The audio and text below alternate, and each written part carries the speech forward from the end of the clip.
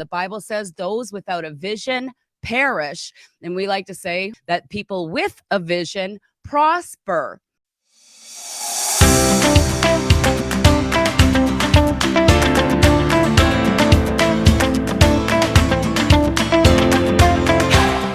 Let me show you what you can do to make what you want show up.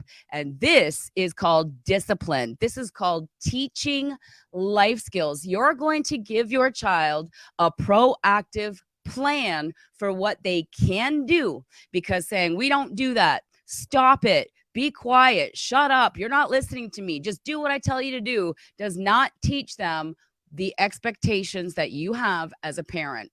We want to sit quietly and color for as long as mommy's on the phone. You're going to, whatever plan it is. And Tom, this is where we're going to introduce kind of like low level, average, and like their goal on the highest level. We're going to create this in a plan right here.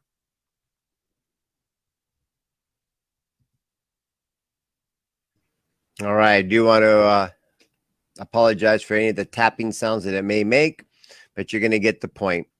So you see, creating a plan is not telling them what to do. You'll never win. That's backwards. Creating Champions for Life understands universal principles that work every single time, because not one person was ever talked into walking. The baby saw it, we saw it, and we're like, ooh, I got a desire. I want to do that. And we began to tap into the ancient secret training of monkey see, you guessed it, monkey do. So really, when they do ask for things, they're saying, show me how you, as the big kids, do it, better known as adults. How do you make it show up by yourself so I can follow that path and one day launch out of the nest with all missing life skills, just like every single animal in the animal kingdom, except for man, can do it this way. So we always start off at 0. Now, Bonnie, tell me real quick, the bird that is in the nest has to do what to get the worm? Yeah, well, I heard this from a mentor of mine who was $1 million a month earner, business owner, and he would stand at the front of the room. He'd be like, yeah, you know, God promises to feed the birds every day, but he doesn't come down from heaven and shove worms down their throat. Like if the bird wants to eat, they must get up in the morning and go out and hunt for their worms. Right. Another saying that I learned, this is so great. In the morning, you get up, you're either a lion or a gazelle.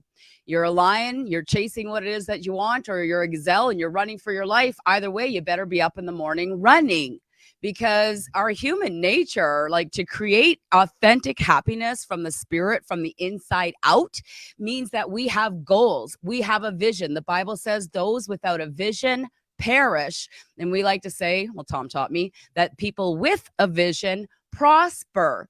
Right. And so when your children are in a box of just do as I say, not what I do, you know, follow my lead, you know, I got you all this stuff yesterday. How dare you ask me for something today?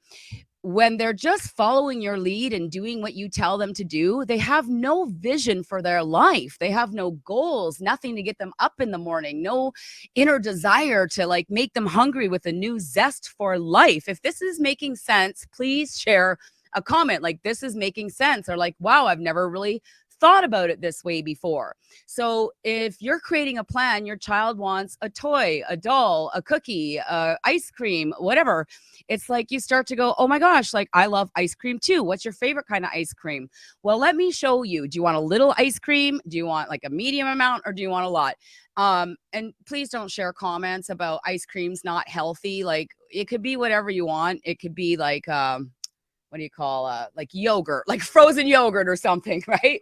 A sorbet. Okay, put whatever is important to you and your family. Hey, I want to watch TV. Would you like a little bit of TV, or would you like a lot of TV? Oh my gosh, I want to watch like the whole show instead of 10 minutes of the show. Awesome. Okay. Let me make a plan for you. If you do a little bit of picking up your toys and putting it in the toy box, you can have a little bit of your show. If you put all your toys into the toy box, you can watch all of your show, right? And so you give them a plan, and then you allow your child to choose whether they want a little or a lot. If they want a lot and they just do a little, then all you have to do is say, congratulations, you earned a little bit of your show. What's all you need to do to earn all of your show? Put all my toys in the toy box. Look at how smart you are. And you sit back and you let them choose whether they want a little or a lot. So now we're going to move into step number 5, which is actual life skills training, because to you, put all your clothes in the laundry basket. Like, you would think that any child ages 2 and up would know what it means to put their clothes into a laundry basket or make sure that everything's picked up off the floor. Like, it might make sense to you, like I've done this a gazillion times, but to your child, if there's clothes all over the floor or toys all over the floor, they might walk in and it's like you haven't done your taxes in 5 years and you've got this big box of receipts and you're like completely overwhelmed. That's what life might be like for your little 2 or 3-year-old that you're now teaching to put all their toys in the box. So talk about life skills training here, Tom. Absolutely. And very well said, Bonnie. Now, once they're just looking for, give me the recipe. That's it. Nothing more, nothing less. Simple. Now, what you do is you go right into the show me, not teach or tell. That's where 99% of the population is doing it backwards because it creates negativity.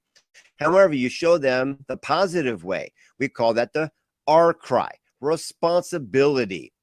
And we also show them the negative way, which is the B cry, blaming. So as you all know, that we have a 17-year-old that has 0 life skills. You'll know his story. We have the video on there. So he's mentally under 5, but physically 17. So you speak in simple terms. When it was time to get up in the morning, you are going to be, it's part of the wake up, whether it's the alarm or someone coming in and saying part of the plan is waking you up. So we roll reverse. Tyler, you come in and wake me up and I'll show you the blame cry. Roll over, put the pillow on top of my head. It's time to get up. Sweetest voice possible. I hate you. Push, slam the door, turn off the light, go away. Then he comes in and I'm like, which one was that? And he goes, as he's smiling big, he's like, yeah, that's the blame cry. And then we did it again. He came in. Hey, Tom, it's time to wake up. Remember, we talked about this. Oh, wow. Oh, did I oversleep? Wow. Thank you so much for making sure I got up. And 2, thank you for believing in me and giving me a chance when the rest of my family did not take me in. I am so grateful for this.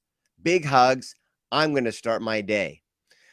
This right here, by showing them, they can authentically see that words can never, ever come close because it's the neural pathway. You can't talk somebody into driving a car. You got to show them first.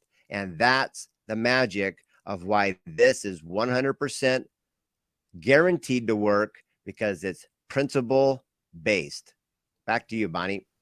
Absolutely. So when you create a plan, step number 5 is like, have I actually shown them, not told them what to do, but have I actually shown them, hey, that's very disrespectful. And the kid's going like, well, I don't even know what the word respect means. So you sit down as a parent and you go, you know what? I'd love to drive you to your friend's house. That's called a goal. Let me share a plan with you and show you what respect looks like. And you sit there and you go, when we're talking to each other, when I want to get your attention, I'm going to say your name and we're going to make eye contact. Respect is eye contact with a smile on your face, just like this. And you're going to role play it out. If you have a toddler and you're like, hey, you know what? You get to watch all your show when all your toys are in the toy box.